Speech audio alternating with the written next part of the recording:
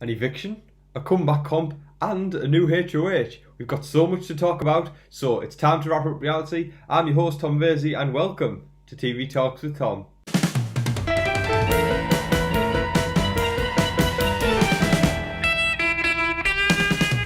Wow, what an episode of Big Brother we had last night. Now, the results of various different things that happened may not have been the outcome that everyone wanted. Personally, I was very happy. I'll talk about it in the end, but I was happy with the result. But so what going into this episode, we saw the veto. The veto was used. Kat won the veto, and she used it upon Jess. And then obviously Jess came down, and Nick, who told Nicole at the beginning of the week, I'm never ever going to put you up this week. What did he do? He went and put Nicole up. So we've got Nicole and Cliff on the block next to each other, and I was a bit sad about that because Nicole and Cliff are my two favourites, and I didn't want that.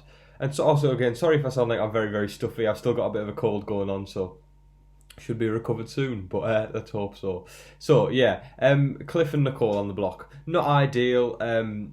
My two favourites in the house, so that was sad, and I was glad at least that Kat used the veto rather than just But then again, though, if she didn't use the veto, Nicole wouldn't have ended up on the block, and I really like Jess as well. So you win some, you lose some. So they ended up going on the block. But obviously, what we know is that whoever is sent home ends up going to Camp Comeback with David, Ovi, and Kemi given the chance that they can re-enter the game in a sort of comeback sort of style competition.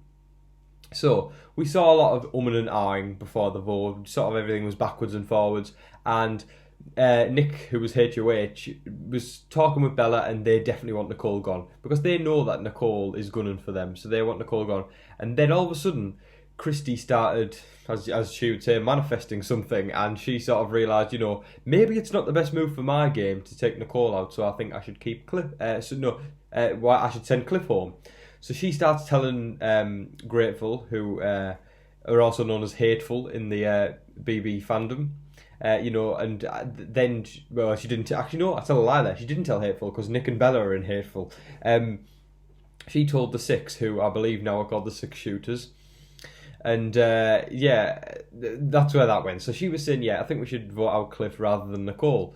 So they said the only way we can do this though is if we keep it a complete secret from Nick and Bella, and it's going to be a blindside. So they went about and they decided, right, okay, we're going to put our 6 votes on Cliff, meaning that there's 4 votes going to be on Nicole. But obviously, we didn't know this until eviction night. So eviction came round, and Nicole and Cliff gave their speeches, and they went in one by one to make their votes. And the results were the 6 shooters did vote for Cliff, and the 4 others voted for Nicole. But Kat did say when she voted for Nicole, she seemed switched on because she went, don't think I don't know what's going on here. I did vote, but I am voting to evict Nicole. So Kat knows what's going on. Sam voted to evict Nicole, I think, weirdly, because he's part of this undeniable. Now, there's a lot of numbers going on, folks. We've got the 6 shooters, Grateful / Hateful, and Undeniable.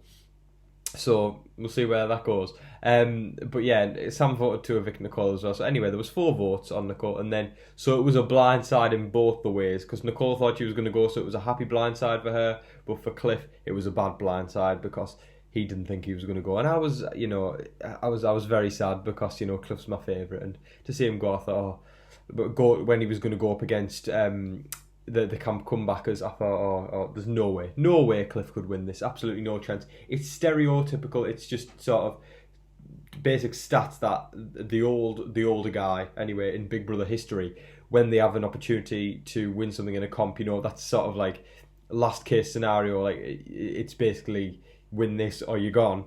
The older guy usually doesn't perform very well. So anyway, as I was saying, they made their way out to the backyard, and they find these sort of bendy's probably not the right word to use. It's like one of those paths where you have to manoeuvre a ball down like a winding path. Yeah, a winding path. It was sort of like, it looked like a snake. So Julie tells them, right, you've got 3 minutes, and the first person to land 6 balls in the receptacle at the end returns to the game. And I was thinking, 3 minutes, but then she did say, she goes, if no one has got 6 by the time's up, it'll be whoever's sunk the most balls in the quickest amount of time. So I thought, yeah, it's going to come down to that. So, everyone starts going. We've got David, Ovi, Kemi, and Cliff going for it, and nobody can get it in at first. And all of a sudden, Cliff sinks his first ball, and then Cliff sank to second ball, and then Ovi got his first ball, and then all of a sudden it was just a full-on steamroll hog, and he landed his third ball, his fourth ball, his fifth ball,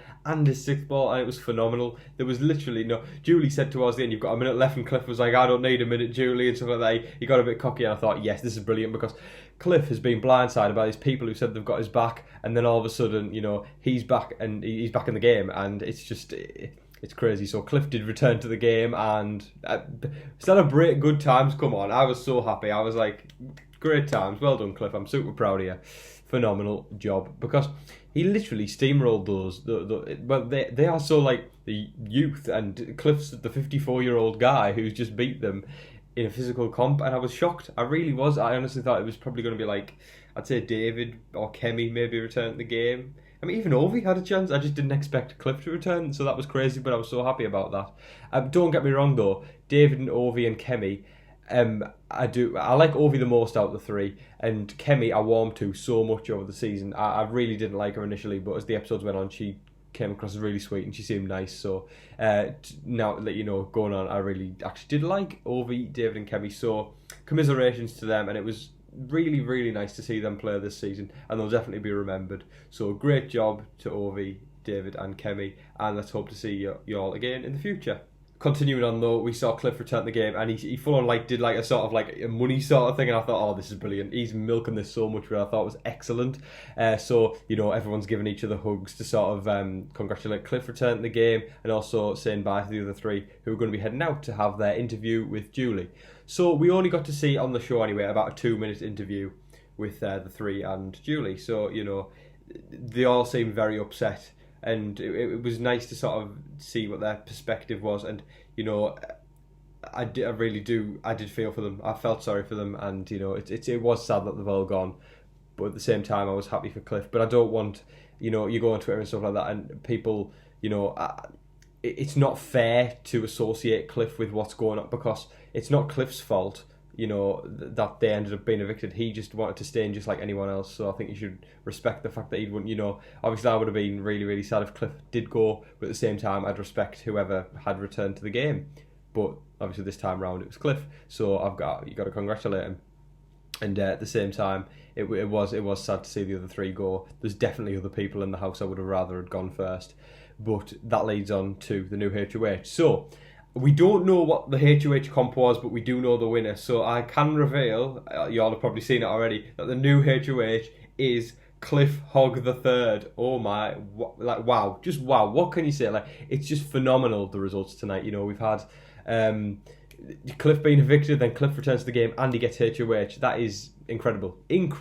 I can't congratulate him enough. It's just absolutely phenomenal. I know it's just really exciting times.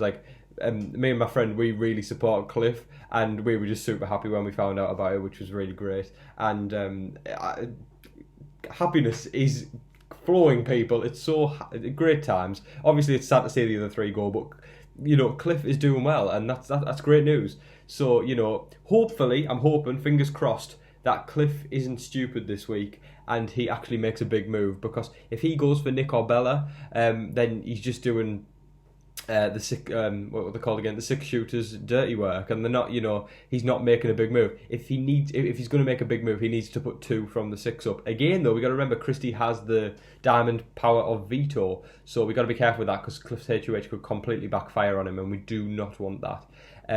Although I would say, because Nick and Bella are already targets, the best thing for him to do is not target them, because going into the next week, maybe that'll keep a target off his back. But no matter what this week, he's going to make a move that is going to get a target on his back. So he's got to be very, very careful, and he's got to choose the people who he's telling information to very wisely. Because I did catch a little bit of the feeds earlier on, and he was chatting with Jess and Nicole and Kat, and they all seem to be pretty tight, and I don't think he's going to nominate any of them. But he said he's going to sleep on it, and we'll see what happens there. He was just he had his headphones on, he was dancing away in the HOH room just before he hit the hay, went to bed. So I was really excited for him, and it's nice. If there was a HOH this week and it had been won by someone in Hateful, I would have been and I just wouldn't be bothered to watch. I would have continued to watch it, but it takes away the thrill and excitement of rooting for your favourites. when there's someone who just like that who wins HOH. So it's good that someone that is on the other side of the house that we're all not disliking. So yeah, I was really, really happy for him, and I just hope that he does make some good and big moves this week that everyone on the outside is going to be satisfied with, and also it'll benefit Cliff's game as well as Nicole's, Jess's, and hopefully Kat's. I'm hoping Kat's loyalty lies with Cliff, because if it doesn't, then that could be a problem. But we'll see where it goes. But honestly, better him having HOH than not, because if he hadn't, then again, it would have been hateful just picking people off one by one, and that wouldn't have made for a good season. So at least we've got a chance here. And I think there's some intel that Julie said something about, Julie Chen Moonves, she said that next week is the endurance comp, so I'm expecting that it's going to be the wall sit.